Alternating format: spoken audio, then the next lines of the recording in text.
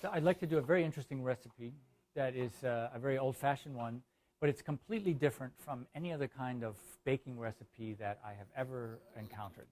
And it's strudel dough. So it's a recipe from Eastern Europe, primarily Austria and Hungary. They're famous for their strudel. And it only has 4 elements. So it's salt, flour, high gluten or bread flour, some kind of salad oil or safflower oil, or any kind of good oil, and water. So those 4 elements, but it makes a really an amazing dough based on the technique that we're going to use here. And that technique is to really overwork the gluten in the recipe. What happens is that the gluten, and there's more gluten in high gluten flour, obviously, bread flour, because that gluten is necessary for the bread to develop its large structure through fermentation. So the air pockets of carbon dioxide are produced by the yeasts, and then that expands the bread. But if there's not enough gluten in it, the bread cannot rise. So we try to, in this case, we use that gluten to make a very elastic dough. So these strands become longer and longer and stronger and stronger. So I have the flour in this mixer now, and we'll just start to mix that around. The first thing that we add is the oil, 2 tablespoons of salad oil. It's 12 ounces of flour.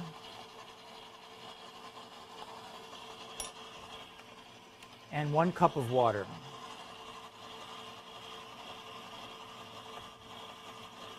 Now, if you want to come closer, you can look into the mixer here.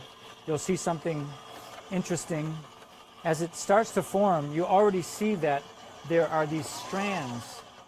You already see there's these sort of strings forming. Well, that's the gluten, but it hasn't come all together yet. So we'll just run it slowly as you see this, the water go in. And then something very interesting happens. It forms a ball, but when you add the salt, it becomes even more elastic. So the whole nature of the dough changes. Okay, so the dough has come together here into a fairly tight ball, and we'll add the salt to complete the process. Now, in most recipes, the last thing we want to do is develop the gluten. What we want is for doughs to be soft, so that when they bake, they sort of crumble inside your mouth. You have this very kind of luscious, soft texture, or flaky, as we would normally say in baking. So flaky pie crust, flaky croissant, all those things are a direct result of manipulating the gluten. In this case, we over-manipulate it so that it becomes very elastic. And what we're going to do is then we're going to allow this gluten to become very elastic, and then we let it rest for a couple of hours in a cold environment in the refrigerator. Then when we pull it out of the refrigerator, we're going to be able to stretch it to a very long and very wide dough, almost just paper thin.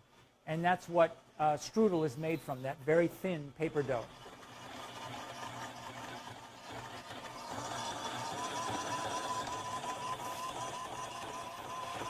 So this is going to go on like this for about 8 minutes.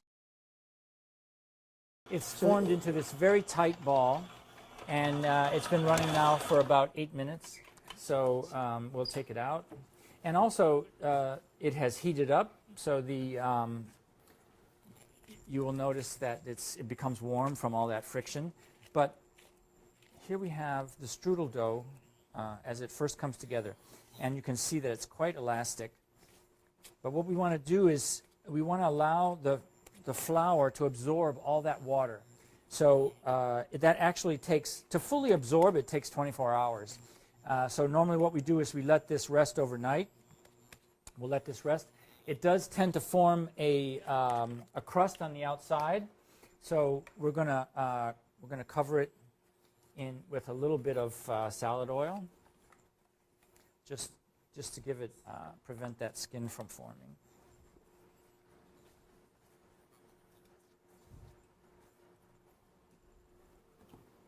And we'll refrigerate it, and we'll come back and visit it later.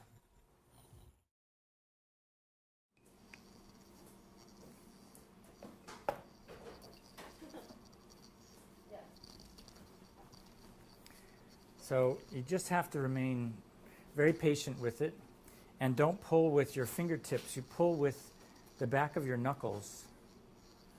And the idea is, in order to get the maximum, you try to pull evenly. So it will naturally get very thin in the center, so you don't want to pull from the center yet. You want to try to catch the edges like this and pull gently without breaking the strands. So you're trying to let those gluten strands relax. And as it warms up, as you work with it, they will also have the ability to stretch longer.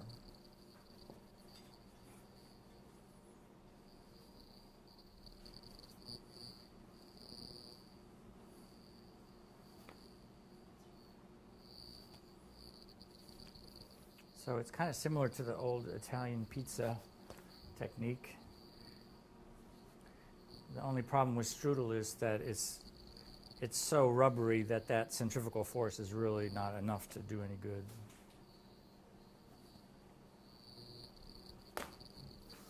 As it starts to get too sticky, you want to just very lightly sprinkle it with flour.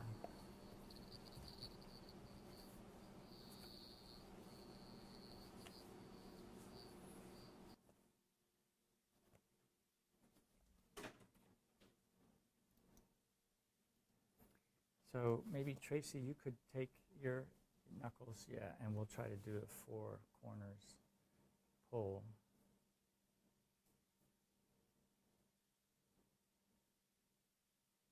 Yeah, let's set it down on the table and see what we can do this way. You see how thick it is on the edge, so you can kind of grasp it still on the edge and let that stretch out.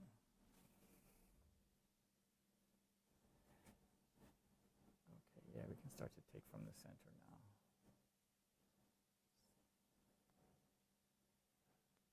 The trick is to be patient and not try to go too far each time. When you feel the dough resisting to the point of breaking, then you go to a different part and try to work on that.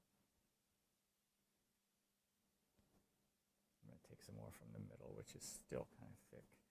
But we've done a pretty good job. Yeah, if you can hold that. And let's go on the table.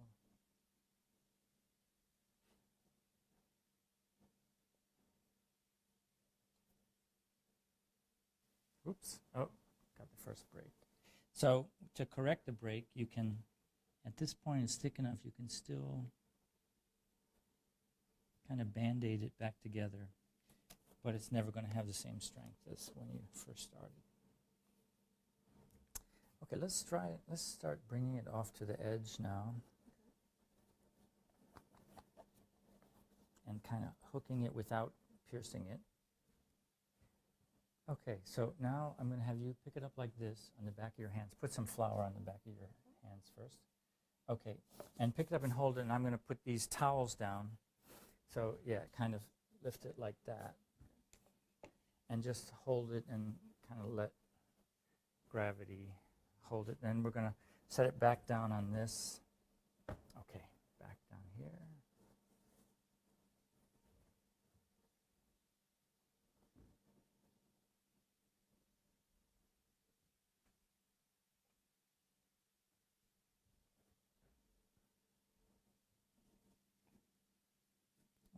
Very thin piece. Okay, so now our filling. So these are sautéed apples, breadcrumbs, golden raisins that have been plumped in hot water.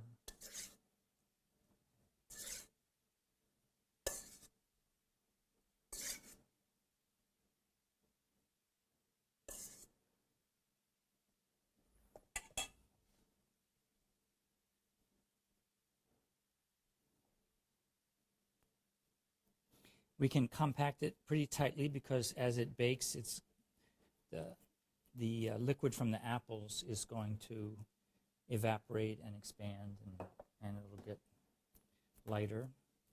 So we'll make a nice, okay. Now the thing you don't want is you don't want these edges anymore.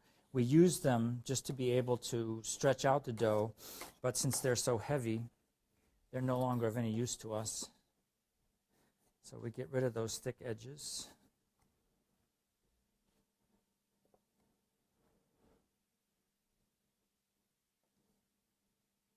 Here, you want to take that starting up here.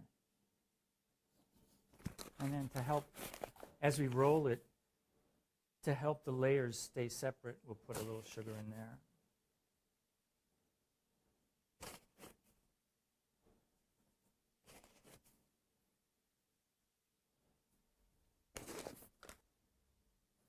Okay, and this is the reason we use these towels, because at this point you want to try to get as sort of smooth of a cylinder as you can.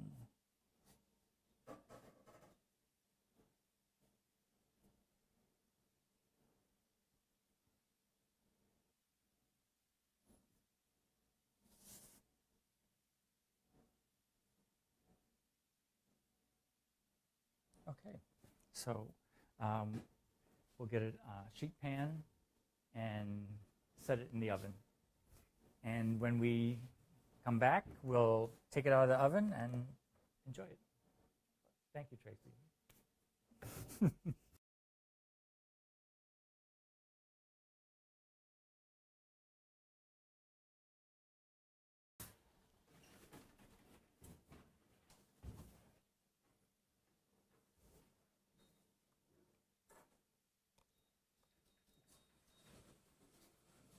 And can you bring some granulated sugar over and sprinkle it heavily on there?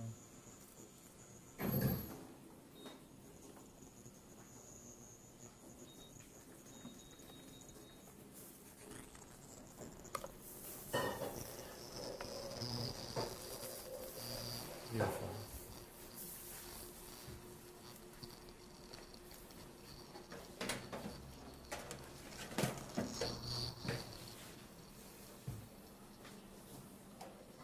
Convection, I guess, if it has convection, wow.